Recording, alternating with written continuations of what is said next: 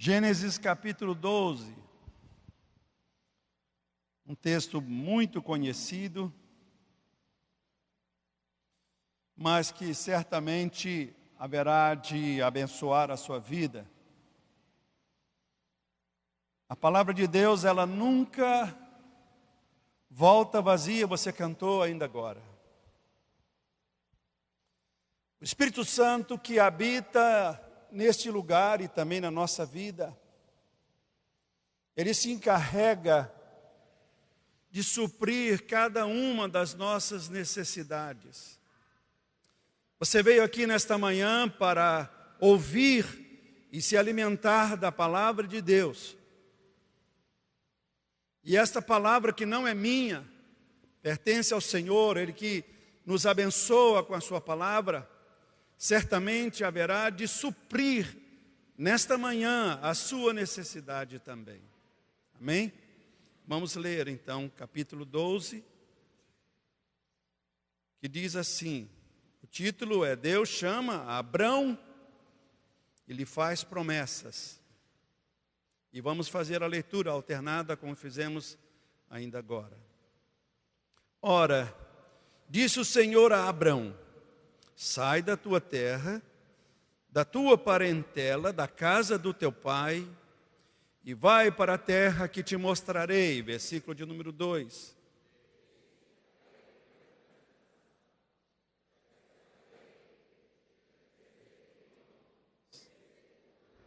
Aleluia. Abençoarei os que te abençoarem, e amaldiçoarei os que te amaldiçoarem. Em ti serão benditas todas as famílias da terra.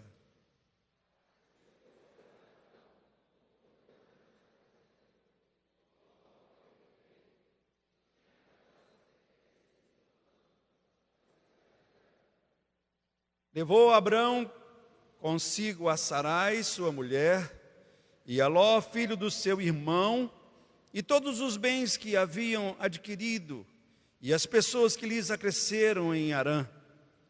Partiram para a terra de Canaã e lá chegaram.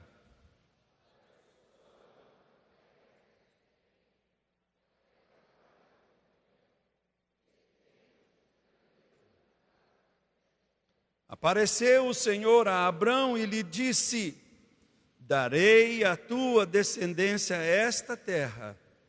Ali edificou Abrão um altar ao Senhor que lhe aparecera.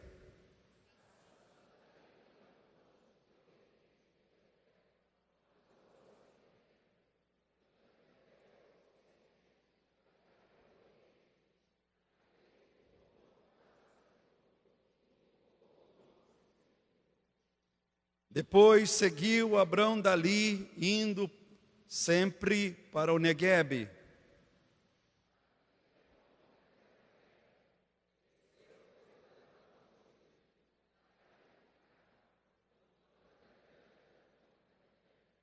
Quando se aproximava do Egito, quase ao entrar, disse a Sarai, sua mulher, ora, bem sei que és mulher de formosa aparência.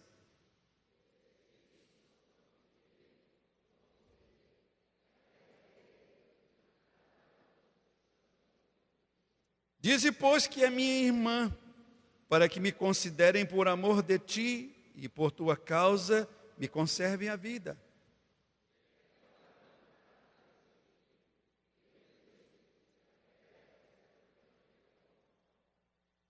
Viram-na os príncipes de Faraó e gabaram-na junto dele, e a mulher foi levada para a casa de Faraó.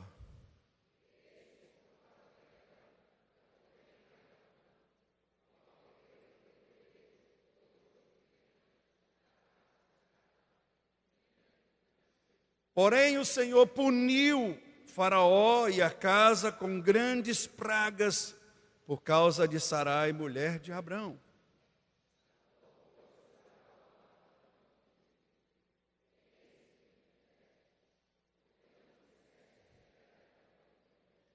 E me disseste ser tua irmã, por isso a tomei para ser minha mulher. Agora, pois, eis a tua mulher, toma e vai-te.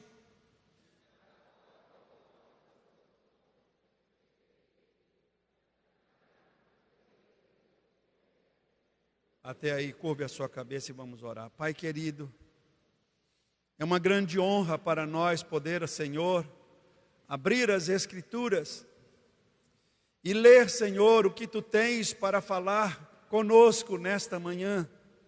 Senhor, é uma grande alegria, ó Deus, poder, Senhor, servir a Ti e sermos, ó Deus, abençoados por Ti, Senhor, com a vida, com a saúde, Senhor, com a disposição de levantar, Senhor, e deixar a nossa área de conforto para vir à Tua casa, Senhor, prestarmos o nosso culto a Ti, Senhor. Então, que nesta manhã Teu nome seja honrado, como já foi pelos louvores, pela adoração, e agora, Senhor, queremos que Tu nos abençoe com a Tua palavra.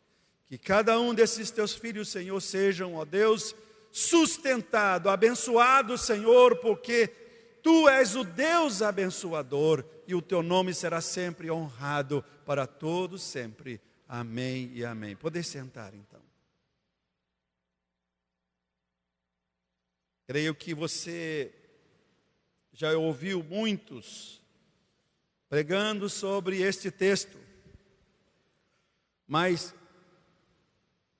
ao ler esse texto e meditar sobre ele, fiquei me lembrando, há 37 anos atrás, quase 37 anos, porque eu me casei em dezembro, dia 21 de dezembro de 1979. Foi ontem, teve gente que não era nem nascida aqui ainda.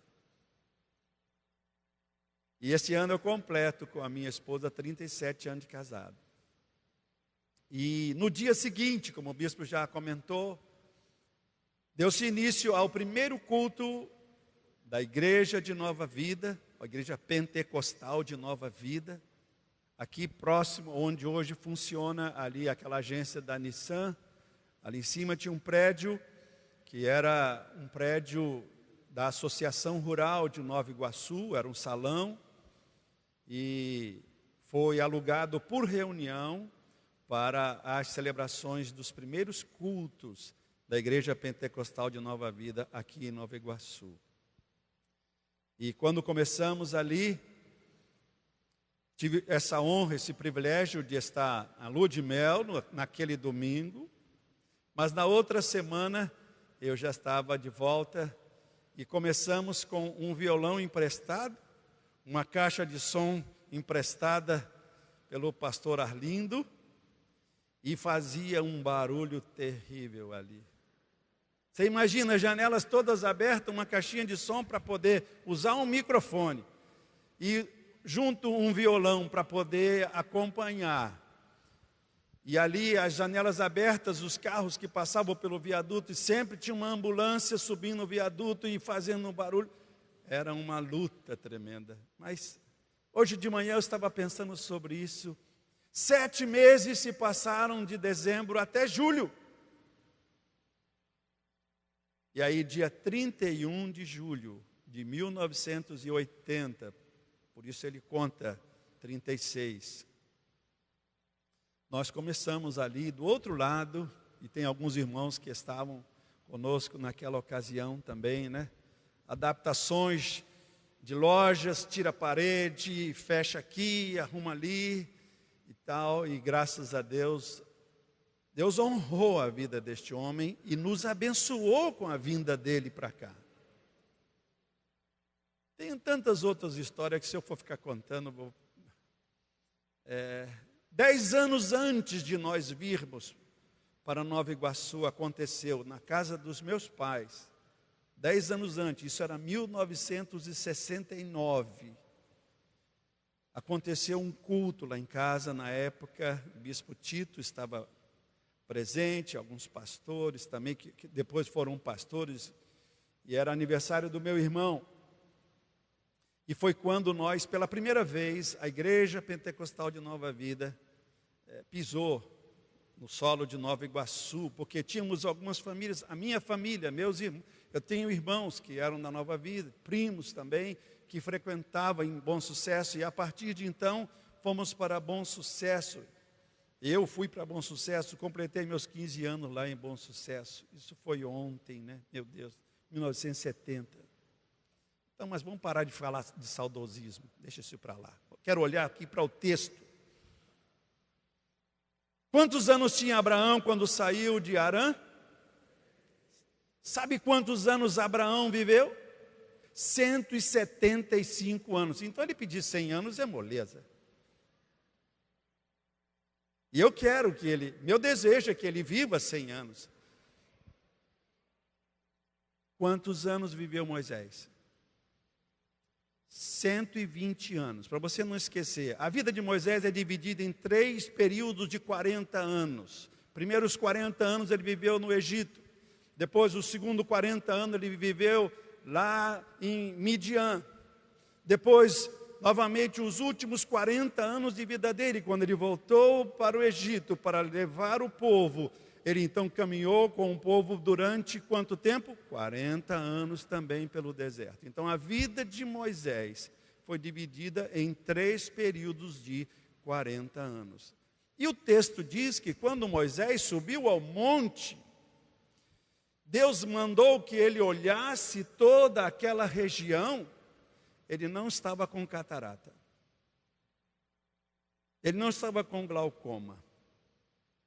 Ele não estava caquético. Ele teve vigor e energia para subir aquele monte, um monte pedregoso, difícil, que se eu e você formos subir, chegaremos lá, eu nem sei se chegaremos isso. Iríamos chegar completamente exausto, cansado, e ele teve vigor para subir o monte e contemplar a terra que Deus havia prometido a este Abraão. Isso 430 anos depois que Deus deu esta promessa para Abraão. Sabe por quê?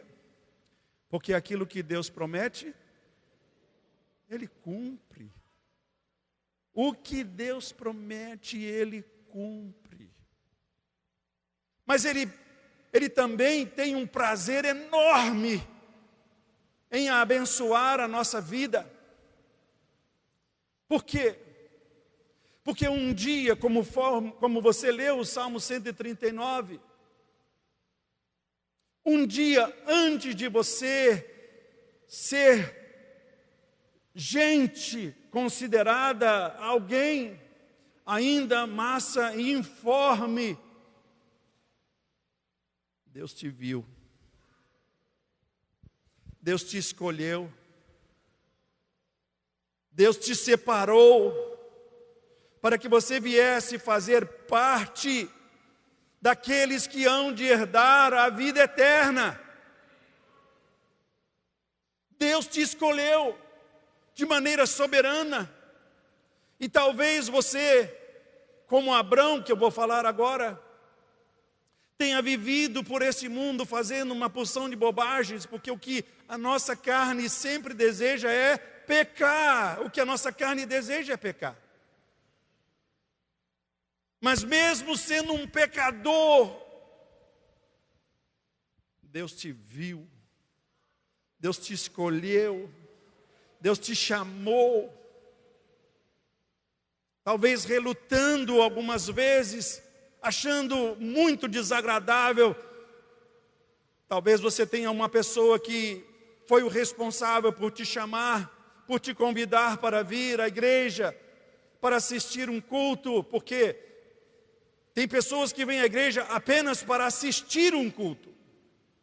Como ele assiste uma programação de televisão, como ele assiste um filme na sua casa, como ele assiste uma peça de teatro. Mas quando você vem à igreja, você não vem para assistir um culto, você vem para celebrar um culto a Deus. Você vem para ter com o Senhor o seu momento de comunhão e adoração e gratidão por tudo que Ele tem feito na sua vida. Porque se você for olhar para você, e você vai ter certeza de que tudo que Deus lhe permitiu fazer foi para a honra e para a glória do seu santo nome. Tudo que fazemos é para a honra e para a glória do nome do Senhor. Tudo. Abrão era de uma terra completamente envolvida com a idolatria. Completamente envolvida. Se você abrir a Bíblia no livro de Josué, no capítulo 2, olha aqui, o 6º livro. Josué está falando ao povo, e ele está dando um recado. Capítulo 24, versículo 2, eu falei 2, mas é 24, 2.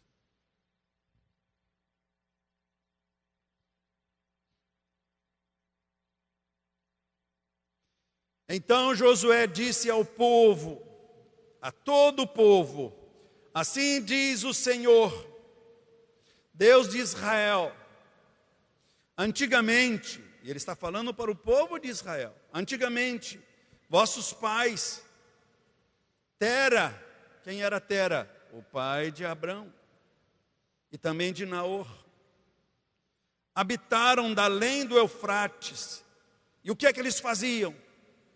Serviam a quem? A outros deuses.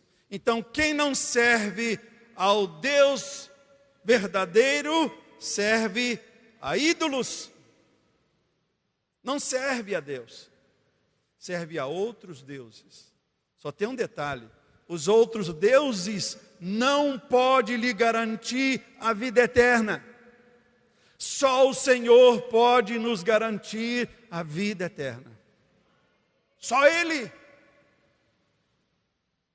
Talvez eu já disse isso em outras ocasiões.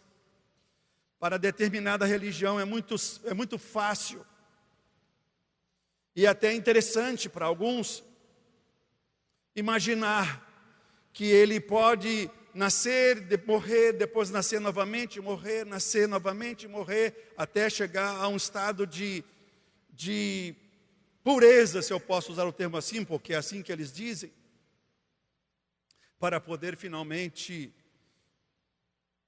ter esse título: fulano alcançou o nirvana. Mas e a salvação? Fica onde? E a obra de Jesus Cristo fica onde? O que Ele realizou na cruz do Calvário fica como?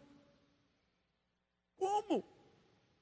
Então a sua obra, a obra salvífica que Ele veio realizar na minha vida e na sua vida, não tem nenhum valor. Porque basta morrer, nascer, morrer, nascer, morrer, que um dia eu vou chegar à plenitude da luz. Jesus diz: eu sou o quê? O caminho. O que mais? A verdade e a vida. E o que mais diz o texto? Ninguém vem ao Pai senão... Então não adianta você pensar que você vai chegar ao céu, você vai estar na presença do Senhor para viver a vida eterna, pensando que morrendo, nascendo, um dia você vai chegar a esse nível. Não, Senhor, porque invalidaria toda a obra salvífica que Jesus veio realizar na cruz. Agora você veja só, voltando ao texto. Abraão morava então... Era filho de uma família, ele era o 7º, se não me engano foi isso que eu escrevi aqui. Ele foi o 9º da geração de Sem. Abrão foi a 9ª geração de Sem, filho de Noé. O 9º. Mas o lugar onde eles moravam, Ur dos Caldeus, era um lugar extremamente envolvido com idolatria. Como é que Deus então vai escolher um homem completamente envolvido, sua família toda envolvida com a idolatria, mesmo sendo descendente de Noé? Mas naquela época o povo havia se perdido, como aconteceu quando saíram do Egito. Deus o havia levado, tirado, mostrado tantas maravilhas, e quando Moisés sobe ao monte para receber a lei e ele volta, o que é que ele encontra lá no arraial de Israel? O povo fazendo o quê? Tudo dançando, tudo em volta de quê? Do ídolo. Esse é o perigo, porque dentro de nós também nós carregamos ídolos. O povo havia saído da escravidão, mas a escravidão ainda não tinha saído do coração deles. Por isso, quando Deus chama Abrão, dá esta instrução para ele: sai da tua terra, da tua parentela, da casa de teu pai, e vai para a terra que te mostrarei. Complicado isso, não é? Abrão era um homem rico, seu pai, Tera, havia morrido em Harã. E segundo comentários que eu li, o grupo que seguia a Abrão era mais ou menos 1.000 pessoas. Pastor, aqui, como é que o senhor tem certeza disso? Quantos eram os homens da sua confiança capazes de sair para a guerra? Foi o que aconteceu quando ele foi para trazer e resgatar seu sobrinho Ló, que tinha sido levado escravo pelos reis. Ele tinha 318 homens valentes que iam para a guerra. Então, se eram 318, provavelmente todos tinham esposa, aí a conta já vai para quanto? Faz a conta. Inclui aí servos, inclui aí crianças. Então, o grupo de Abrão era um grupo numeroso, grande. Mas Deus chamou Abrão e disse: Abrão, deixa tudo para lá. Sai da tua terra, do meio da tua parentela, e vai para uma terra que eu te mostrarei. Mas, Senhor, aqui está bom demais. Eu tenho tudo que me é favorável. Ur dos Caldeus, naquela ocasião, era uma terra, era um povo, era uma cidade, como se fosse hoje, mal comparando, a cidade muito conhecida mundialmente, chamada Nova York. Riquezas, muitas festas, muita idolatria para tudo quanto era gosto. Abrão muito bem instalado, e Deus lhe chama e diz: sai daí, deixa aí e vai. Vou te mostrar uma terra, e eu vou te dar essa terra, não somente a ti, mas eu vou dar o quê? A tua descendência. Mas Deus só pediu uma coisa para ele.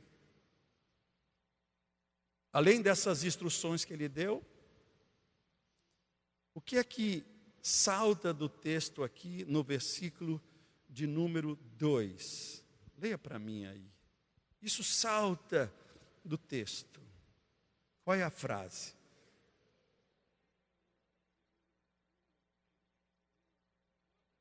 O texto diz: de ti farei uma grande nação, te abençoarei, te engrandecerei o nome. Mas tem um detalhe importante aí. O quê? Então diga para essa pessoa: olha, isso é para você também. Como é que eu posso ser uma bênção? Sendo abençoado pelo Senhor e podendo abençoar a vida daqueles que estão ao nosso redor. Eu sou testemunha que este homem foi uma bênção que Deus nos deu. Foi. Ele deixou condições muito favoráveis quando ele veio para Nova Iguaçu. E quem viveu naquela época, né? Ele disse certa vez para nós, ele poderia ter ficado rico, né? Nas condições que Deus o chamou, em pouco tempo que ele esteve trabalhando no lugar onde Deus o chamou, ele pôde juntar, pelo menos um dia eu ouvi a sua frase assim: o senhor ganhou recurso por toda a vida que o senhor tinha trabalhado, em pouco tempo. Mas ele não estava interessado em riqueza, porque sabe qual é a maior riqueza e a maior herança que tem sido reservada para mim e para você? Onde está? Está no céu. Sabe por quê? Porque se seu coração estiver preso nesta terra, se a sua riqueza estiver presa nesta terra, a grande realidade é que cada dia que passa você estará mais distante dela. Você conhece alguém que na sua sepultura levou toda a sua riqueza? O máximo que alguém pode ter das suas condições financeiras é uma sepultura, uma capelinha bonitinha, um caixão mais caprichado, mas todos eles vão apodrecer, todos eles vão se destruir. E nada do que você juntar nessa terra, você vai poder levar para a glória. Por isso o Senhor Jesus recomendou que o nosso tesouro esteja onde? Por quê? Porque cada dia você está caminhando para estamos caminhando para o céu. E lá nós vamos tomar posse do tesouro que o Senhor tem reservado para nós. É uma herança incorruptível. O ladrão lá não rouba, ninguém é sequestrado, não tem essas questões. Por quê? Porque já estaremos na glória com o Senhor. Então diga para essa irmã assim, olha, há uma herança esperando por você na eternidade. Ah, mas eu quero continuar vivendo aqui. É verdade. E se eu puder continuar vivendo nesta terra com a bênção do Senhor, melhor ainda. Porque Ele vai estar nos dando oportunidade para sermos o quê? Bênção na vida de alguém. E quantos aqui não foram abençoados pela vida deste homem? Eu fui abençoado, estou sendo abençoado, sinto-me honrado por ter vivido ao lado dele, servindo com muito prazer, com muita alegria. Fui abençoado, sou abençoado e serei abençoado. Porque ele ouviu, ele atendeu ao chamado que o Senhor lhe fez. E por isso nós chegamos aqui. Foi fácil? Garanto para você que não. Garanto para você que não. Mas não é só isso não. Teve um detalhe muito importante que esse texto me traz. Versículo 6 diz que atravessou Abrão a terra até Siquém, até ao carvalho de Moré. Nesse tempo os cananeus habitavam nessa terra. Apareceu o Senhor a Abrão e lhe disse, darei à tua descendência esta terra. E o que é que Abrão faz? Ele edifica um altar ao Senhor, que lhe apareceu. Nós não podemos descuidar da nossa comunhão com Deus. Não podemos abrir mão dessa intimidade com o Senhor, porque se assim o fizermos, nós corremos riscos de sermos enganados, iludidos pelo mundo. Corremos o risco. Apesar de ele ter edificado o altar, começado a sua vida de intimidade maior com Deus através do altar, tem um detalhe importante. Aconteceu nessa sua jornada que houve fome na terra. Versículo 10 diz aqui. Houve fome na terra. E esse é o primeiro registro que a Bíblia traz sobre fome. E eu vou te dar um detalhe importante também. A fome é também uma marca de juízo de Deus e sinal da segunda vinda de Jesus. Se você abrir a sua Bíblia em Mateus capítulo 24, você vai ver nesta narrativa que a fome é um sinal do juízo e também da vinda do Senhor. Diz aqui, o princípio das dores, Mateus capítulo 24. No Monte das Oliveiras, versículo 3, achava-se Jesus assentado quando se aproximaram dele os discípulos, em particular o lhe pediram: dize-nos quando sucederão estas coisas e que sinal haverá da tua vinda e da consumação do século. E ele lhes respondeu: vede que ninguém vos engane. Porque virão muitos em meu nome, dizendo, eu sou Cristo, e enganarão a muitos. E certamente ouvireis falar de guerras, rumores de guerra. Vede, não vos assusteis, porque é necessário assim acontecer, mas ainda não é o fim.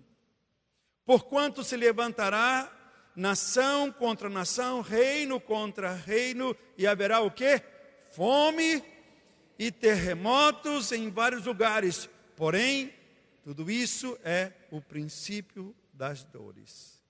Então sereis atribulados e vos matarão, sereis odiados de todas as nações por causa do meu nome. Nesse tempo muitos hão de escandalizar, trair e odiar uns aos outros, levantar-se-ão muitos falsos profetas, enganarão a muitos, e por se multiplicar a iniquidade, o amor se esfriará de quase todos. Aquele, porém, que perseverar até o fim, será salvo.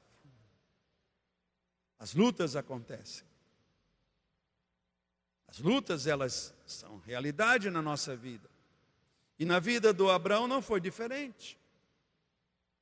Ele se estabelece ali na terra de Canaã e de repente Deus manda um juízo sobre aquele povo. Mas Deus havia prometido que iria abençoar a vida do Abrão e de todo o grupo que estava com ele. Ele deveria simplesmente se agarrar àquela promessa que Deus havia dado a ele e toda a sua gente. Mas eu quero crer que por influência, o texto não diz, mas por influência do seu sobrinho Ló, que era muito ambicioso, porque quando eles se separaram, Abrão disse, olha, se você for para a direita, eu vou para a esquerda, se você for para a esquerda, eu vou para a direita, escolhe. E aí o texto diz que Ló viu o quê? As campinas do Jordão, e aqui o meu gado vai crescer, aqui o meu gado vai engordar, eu vou ficar mais rico que meu tio. Onde ele foi dar? Em Sodoma. O que é a região de Sodoma hoje? Um deserto. Antes do juízo de Deus sobre Sodoma, aquilo era uma terra linda e maravilhosa. As campinas eram de alegrar o coração de qualquer pastor de ovelhas.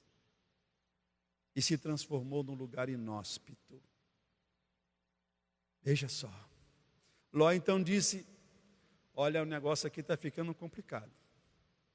Se nós permanecermos aqui, vamos morrer, todo o nosso gado vai morrer. Nós não podemos permanecer nesta terra, temos que ir para o Egito. E olha o que o Egito, o que é para nós hoje, o que representa para nós hoje o Egito?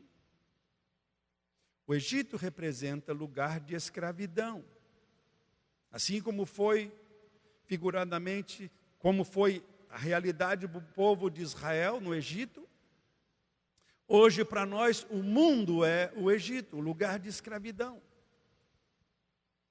Mas, mesmo sendo assim, há algumas coisas que seduzem as pessoas a querer ter alguma vantagem voltando para o seu lugar de escravidão. E aqui é que eu quero chamar a sua atenção para este texto aqui. Esse é o perigo que você corre. Uma das grandes tragédias do mundo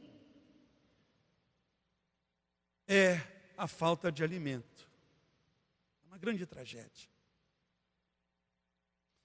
Eu li semana passada um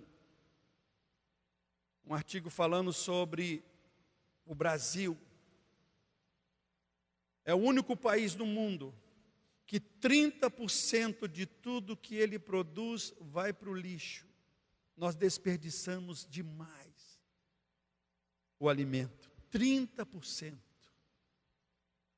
Literalmente é jogado no lixo. Quando eu olho, por exemplo, essas campanhas dos Médicos Sem Fronteiras, e eles mostram aquelas crianças desnutridas, sem alimento, isso, pelo menos no meu coração, corta meu coração. E se tem uma coisa que meu pai sempre nos ensinou é: não desperdice comida. E eu venho de uma família de 13 irmãos, mas graças a Deus, Deus nunca deixou que nós fôssemos dormir com fome. Não tinha fartura, mas Deus nunca deixou que faltasse o pão. Nunca. Porque meu pai também foi um homem temente a Deus. Serviu ao Senhor com todo o seu vigor, com toda a sua disposição. Com simplicidade, sim. Mas o perigo da fome é muito sério. Por quê? Porque olhando para o Egito, vendo a possibilidade de ter sustento, então Abrão começou a fazer concessões no seu coração, e é isso que eu quero chamar a sua atenção. Quero que esta mensagem fique marcado com isso. Cuidado com as concessões que você faz na sua vida. Cuidado. Porque o Egito representaria para ele sustento. Então vamos para o Egito, mas antes de entrar no Egito, vamos fazer um acordo aqui. Olha que acordo terrível. Como é que um marido vira para sua esposa e diz assim: eu sei que tu é uma mulher linda. Deus me abençoou com uma esposa muito linda. E eu sei que se nós chegarmos no Egito, e os homens e o rei olhar para a sua beleza, ele vai ficar tão encantado com a sua beleza que ele vai me matar para ficar contigo. Não é isso que o texto diz? Vamos fazer então um acordo. Tu vai dizer que é minha irmã. Aí não tem problema. Tá certo? Combinado? E você acha que Sara iria contradizer aquela instrução do Abrão? Não. Tá bom. Mas se você for pensar nesta palavra, se você for pensar nessa concessão, é muito perigoso. Por quê? Porque essas concessões são perigosas demais. Por interesses escusos de Abrão, ele correu o risco de perder a sua esposa. E não somente isso, a promessa da descendência, porque até essa ocasião, nem ele nem ela tiveram filhos. E se Sara fosse entregue ao rei, quando é que nasceria Isaque de Abrão? Nunca. Veja só o que Deus teve que fazer. Deus disse: eu não posso permitir que esse homem cometa esse desatino. Deus muitas vezes tem que agir de uma maneira tão, às vezes, forte, para evitar que você se destrua, ou que a sua descendência seja destruída. Deus precisou dar ao rei um sonho. E Deus falou com o rei em sonho. Se você olhar aí no capítulo 20, olha o que Deus fez. Talvez você, lendo o texto, você não consiga perceber isso. Naquela época, quando um rei... E eu estava pensando de um detalhe. Você sabe que hoje essas coisas acontecem nos dias de hoje também? Porque se o rei determinasse, não, eu quero aquela mulher para ser a minha esposa. Ah, ele tem marido, mata ele, eu quero ela, não interessa. Até hoje, isso acontece em certas comunidades, você sabia? Tem comunidades aí, que o chefão lá da área, se ele cismar de ter um caso com a tua mulher, ele vai chegar na tua cara, desculpe o termo, dizer assim, olha aí, ó, dá licença, sai fora, porque hoje eu vou dormir com a tua mulher. Ou então, vou pegar a sua filha, tá bom? E acabou. E você tem que ficar calado. Hoje, essas coisas acontecem. Veja só. Deus então, o rei está dormindo. Versículo 3 do capítulo 20 diz assim: Deus, porém, veio a Abimeleque em sonhos de noite e lhe disse: você vai ser punido de morte. Como assim? Você tomou uma mulher para ser sua esposa que tem marido. E comigo, eu ajo desta maneira: se você falhar, eu te mato.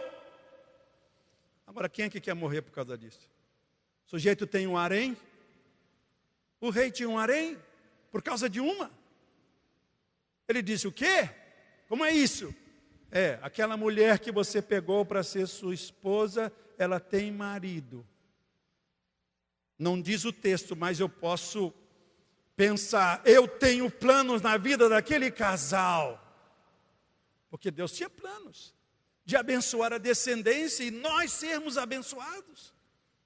Então ele não podia deixar que o rei tivesse nenhum relacionamento. E naquela época, a mulher que era levada para ser esposa do rei, sabe quanto tempo ela ficava sendo preparada para um dia ter a primeira noite com o rei? 1 ano. Se você tem dúvida disso, leia o livro de Esther, você vai ver. Eu tenho aqui a referência, mas não quero ler porque já estou passando muito da hora.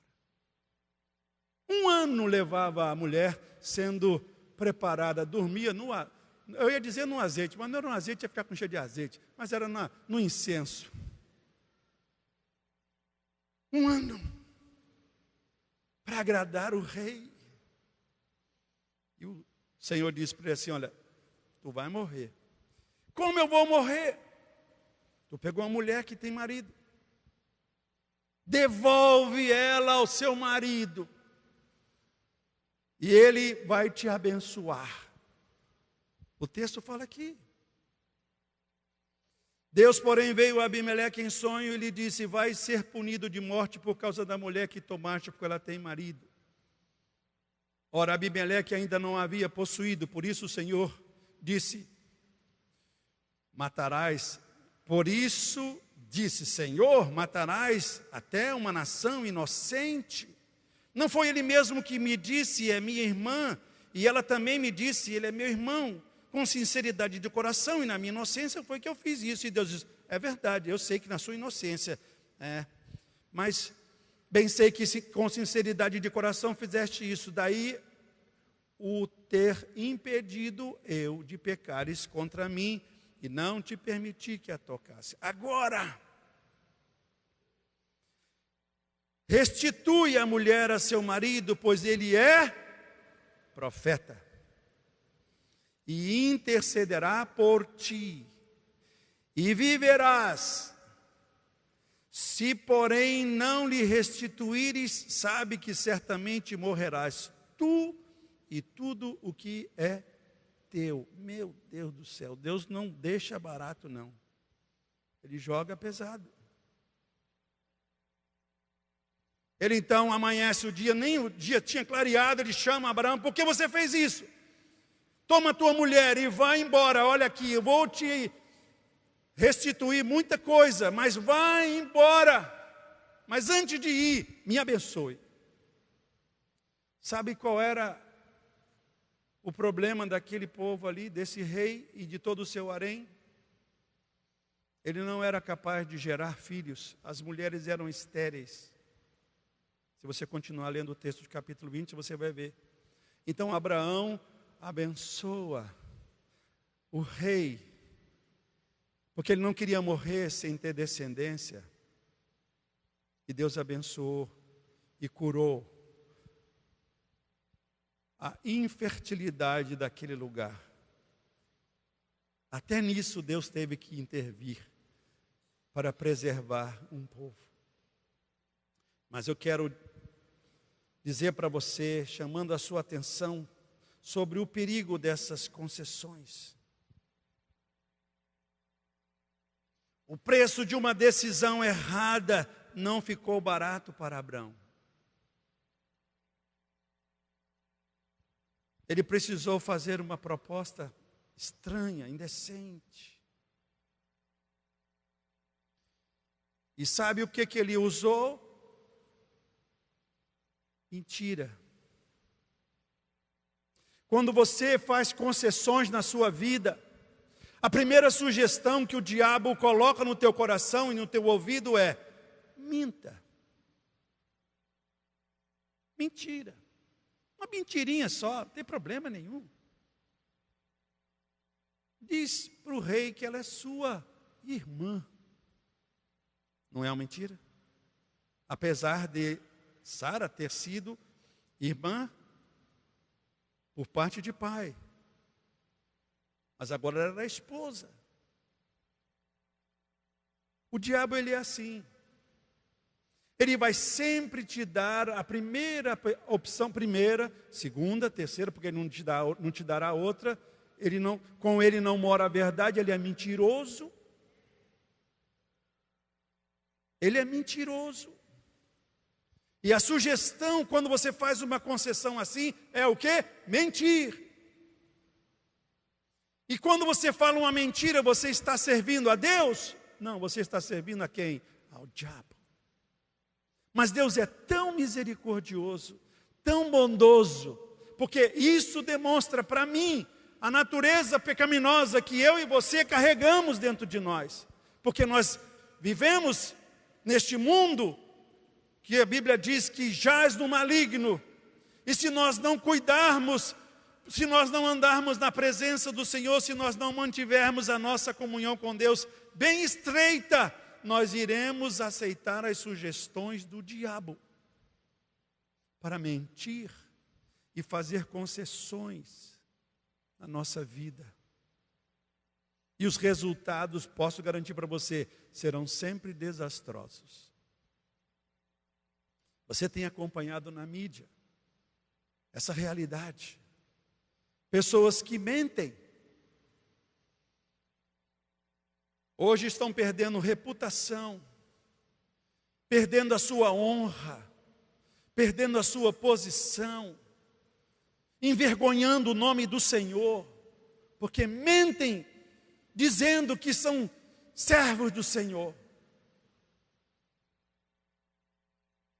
Eu tenho um cuidado muito grande para não falar certas frases que usam, porque são muito características. Mas cuidado com as concessões que você faz. Porque você pode colocar o plano de Deus por água abaixo. E Deus tem tantas coisas maravilhosas para fazer na sua vida, na sua família. Somos resultados da bênção de Deus. E nós não podemos perder esta chance de sermos bênção. Sê tu uma bênção. Seja para a sua família uma bênção. Seja para os seus filhos uma bênção. Você, como sacerdote do lar, você tem a responsabilidade de ensinar os seus filhos. O seu primeiro púlpito é dentro da sua casa, junto com a sua família, para você ensinar o caminho de fé na vida da sua família. Então, seja o sacerdote do seu lar. Não abra concessões. Não destrua os planos de Deus para a sua vida, porque esta vida daqui passa muito rápida. Mas um dia eu e você vamos chegar diante do trono do Senhor e vamos prestar conta dos nossos atos. Mas eu quero que você e eu também receba a palavra que o Senhor tem para nós. Vinde, bendito do meu Pai, possua por herança o que está reservado, o quê? Desde a fundação do mundo. Então há uma terra prometida para você e para a sua descendência. Deus se compromete em abençoar até 1000 gerações daqueles que fazem a vontade do Senhor. 1000. Não é somente o número, não. É só para ter uma ideia de grandeza. Nós vamos passar, a nossa geração próxima vai vir, e eu desejo que ela seja uma bênção. Eu desejo que a sua geração seja uma bênção. Amém? Então, não abra concessões. Vamos orar. Curve a sua cabeça. Pai querido, obrigado, Senhor, por nos abençoar com a Tua palavra. Ela será sempre, Senhor, uma palavra de alerta para nós. Porque nós nos esquecemos muito rapidamente. A nossa carne, Senhor, sofre com as influências deste mundo. E é por isso, Senhor, que nós precisamos ser alertados. E nesta manhã, Senhor, eu tenho a honra de trazer esta palavra a esta igreja, Senhor, irmãos, que servem ao Senhor como eu, ó Deus, com alegria. Então, Senhor, que cada um desses teus filhos possam sair daqui, Senhor, abençoado por esta palavra. E não somente ele, mas a sua descendência, a sua casa, a sua esposa, os seus filhos, Senhor, sejam muito abençoados. Em nome de Jesus. Amém e amém. Glória a Deus. Senhor te abençoe. Glória a Deus.